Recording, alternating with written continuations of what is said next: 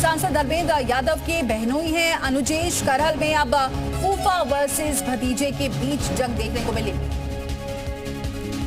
तो मैनपुरी से करहल सीट से बीजेपी प्रत्याशी अनुजेश यादव को उतारा गया है मैदान में, जो अखिलेश यादव के जीजा। क्या कुछ कहा है उन्होंने, आइए आपको सुनवाते हैं।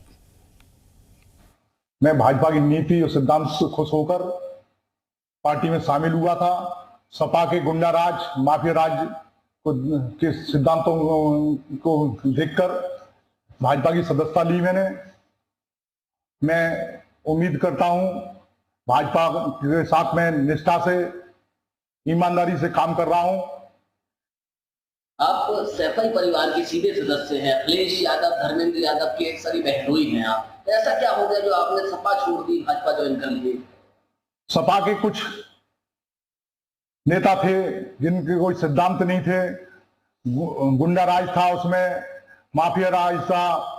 इस बातों को समझकर मैंने समझा कि भाजपा में अच्छा शासन चल रहा है, इसीलिए मैं सपा के गुंडा राज को खत्म करके भाजपा में शामिल हुआ था। अतुल हमारे सहयोगी इस खबर पर जुड़ चुके हैं। अतुल, जिस तरीके से अनुजेश यादव बता रहे हैं कि उन्होंने क्यों सपा से अलग हुए थे, और अब क्या लग रहा है कैसी टक्कर यहां पर देखने को मिलेगी? यहां पर अनुजेश यादव का कैसा जनाधार है?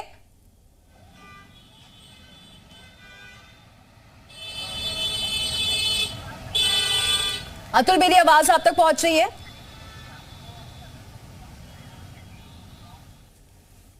तो चलिए बातचीत करेंगे हमारे सहयोगी अतुल से, लेकिन आपको बताएं करहल सीट बेहद ही अब दिलचस्प मुकाबला होने वाला है यहां पर, क्योंकि अनुजेश यादव को उतारा गया है मैदान में और उनके साथ टक्कर में रहेंगे तेज प्रताप यादव, यानी दोनों ही यादव। लेकिन टक्कर जबरदस्त इस वजह से क्योंकि जीजा लगते हैं अनुजेश यादव अखिलेश यादव के, तो ऐसे में ये टक्कर बेहद ही जबरदस्त देखने को मिल सकती है। मैनपुरी के करहल सीट से बीजेपी प्रत्याशी अनुजेश यादव को उतारा गया है, तो वहीं सपा की तरफ से तेज प्रताप यादव हैं चुनावी मैदान में। तो इस बार का मुकाबला बेहद दिलचस्प करहल सीट पर भी देखने को मिल सकता है।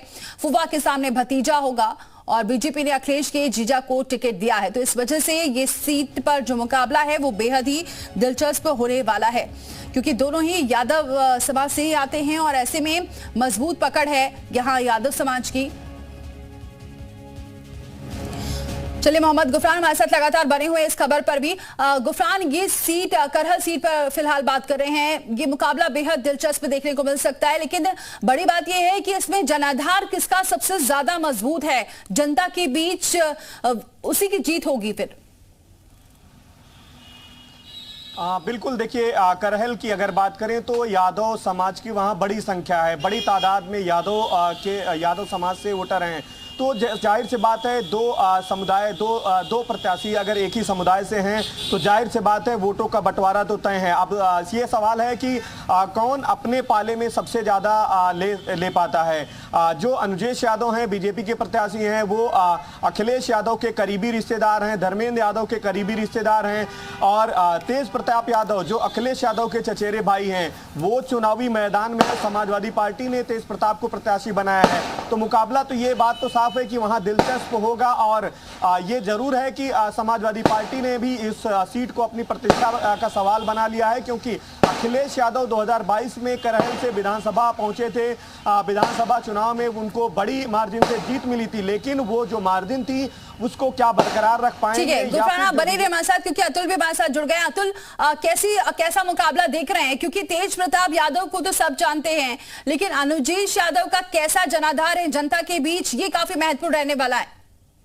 बिल्कुल दीपाली, देखिए मैनपुरी की करहल विधानसभा पहले से हाई प्रोफाइल सीट थी, अब हॉट सीट हो गई है, क्योंकि अखिलेश यादव के भतीजे तेज प्रताप यादव सपा प्रत्याशी है, तो वहीं दूसरी ओर अखिलेश यादव के बहनोई जो धर्मेंद्र यादव के सगे बहनोई है, वो चुनाव मैदान में भारतीय जनता पार्टी की तरफ से आ गए हैं। हाई प्रोफाइल सीट हो गई, देश भर की नजर इस पर रहने वाली है, और सीधा मुकाबला अब फूफा और भतीजे के बीच देखने को मिलेगा, क्योंकि तमाम जो समाजवादी पार्टी की रैलियां होंगी उसमें अखिलेश होंगे, धर्मेंद्र होंगे, उसी के साथ भाजपा की जो रैलियां होंगी उसमें अनुजेश प्रताप देखने को मिलेंगे। यानी धर्मेंद्र यादव के बहनोई सीधे सीधे भाजपा से चुनाव मैदान में उतार दिए हैं और इस सीट पर अब कड़ा मुकाबला देखने को मिल सकता है, क्योंकि अब सीधी लड़ाई भतीजे और फूफा के बीच में है। जी लेकिन अतुल, यहाँ क्योंकि अखिलेश यादव ने ये सीट छोड़ी थी, उनके इस्तीफे के बाद ये खाली हुई थी, तो अखिलेश यादव का अलग जनाधार है, लेकिन क्या लगता है कि उतनी मजबूत पकड़ है अनुजेश यादव की जितनी पकड़ अखिलेश यादव की उस सीट पर रही है, क्योंकि अब उसी सीट पर तेज प्रताप यादव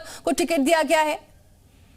बिल्कुल, देखिए अनुजेश प्रताप जो है वो एक राजघराने से संपर्क रखते हैं, भारोल फैमिली से संपर्क रखते हैं और उनकी माताजी जो अनुजेश प्रताप की माताजी हैं यानी मुलायम सिंह यादव की समधी जो उर्मिला यादव है वो पूर्व विधायक करहल विधानसभा से रह चुकी हैं, यानी उनका जनाधार क्षेत्र में है। और अनुजेश प्रताप लगातार पिछले 1 वर्ष से क्षेत्र में सदस्यता अभियान चला रहे हैं, क्योंकि करहल को लेकर अगर बात करते हैं तो करहल यादव बाहुल्य सीट है और यादव बाहुल्य गांव ऐसे हैं जहां पर भारतीय जनता पार्टी के तमाम नेता प्रवेश भी नहीं पा पाते हैं। उन गांवों में पहुंचकर अनुजेश प्रताप अपनी मीटिंग कर रहे हैं और भारतीय जनता पार्टी के सदस्य बनाने का काम कर रहे हैं, तो बड़ा कड़ा मुकाबला यहाँ देखने को मिलेगा। जी ठीक है, बहुत शुक्रिया अतुल हमारे साथ जुड़ने के लिए, जानकारी देने के लिए। गुफरान हमारे साथ लगातार बने हुए हैं। तो आपको ये बताएं कि यहाँ तो जबरदस्त मुकाबला देखने को मिल रहा है, लेकिन फूलपुर की बात कर रहे हैं, यहाँ पर बीजेपी प्रत्याशी दीपक पटेल को मैदान में उतारा गया है। उनका भी अच्छा खासा जनाधार है, जनता के बीच पकड़ है। क्या कुछ कह रहे टिकट मिलने के बाद, आपको सुनवाते हैं। फूलपुर विधानसभा उपचुनाव से बीजेपी ने पूर्व विधायक दीपक पटेल को प्रत्याशी बनाया है, वो हमारे साथ हैं। दीपक भाई, बहुत बधाई आपको। क्या स्ट्रेटजी होगी चुनाव में?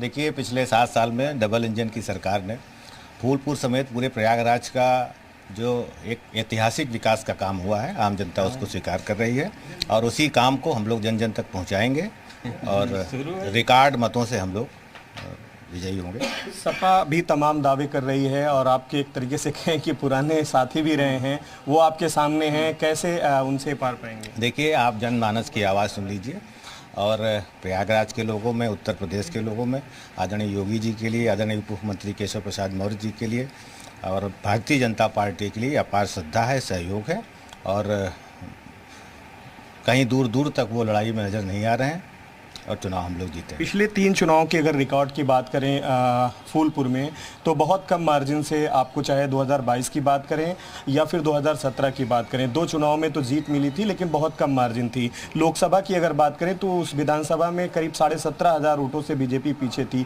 तो ये एक बड़ा चैलेंज होगा, एक बड़ी चुनौती होगी आपके सामने, किस तरीके से इससे निपटेंगे?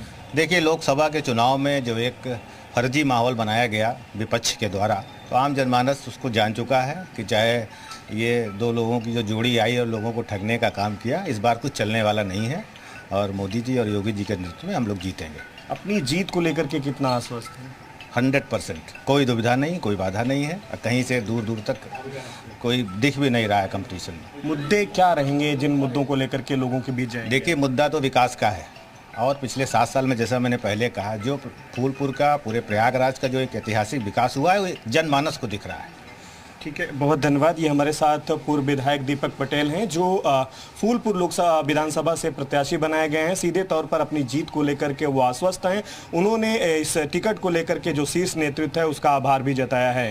कैमरामैन बाबूलाल के साथ मोहम्मद गुफरान, जी मीडिया, प्रयागराज। मोहम्मद गुफरान हमारे साथ बने हुए लगातार। गुफरान, ये बात तो ठीक है कि 4 ओबीसी, 1 दलित और 2 सामान्य को टिकट दिया गया है बीजेपी की तरफ से, लेकिन अभी सीसामऊ की जो सीट है उस पर बीजेपी ने प्रत्याशी नहीं उतारा है। क्या लगता है इस पर भी बहुत सोच समझकर विचार किया जाएगा? क्योंकि यहाँ सपा की जो कैंडिडेट हैं इरफान सोलंकी की पत्नी, उन्हें उतारा गया है, तो इसी वजह से बीजेपी सोच समझकर कैंडिडेट को उतारेगी। कैसा वहां पर जनाधार है, कैसी टक्कर वहां पर हो सकती है, इसी वजह से देरी हो रही है? बिल्कुल, देखिए ये बात सही है कि कानपुर की जो सीसामऊ सीट है वो बीजेपी के लिए उतना ही महत्वपूर्ण है जितना समाजवादी पार्टी के लिए, क्योंकि समाजवादी पार्टी के ही वहां से विधायक इरफान सोलंकी रहे हैं। उनके सदस्यता जाने के चलते सजा के बाद वहां पर उपचुनाव हो रहा है, तो जाहिर सी बात है बीजेपी के लिए भी कहीं ना कहीं से एक बड़ी चुनौती और एक बड़ा चैलेंज होगा। और यही वजह है कि जो मंथन का दौर है बीजेपी के भीतर लगातार चल रहा है कि सीसामऊ से किसको प्रत्याशी बनाया जाए।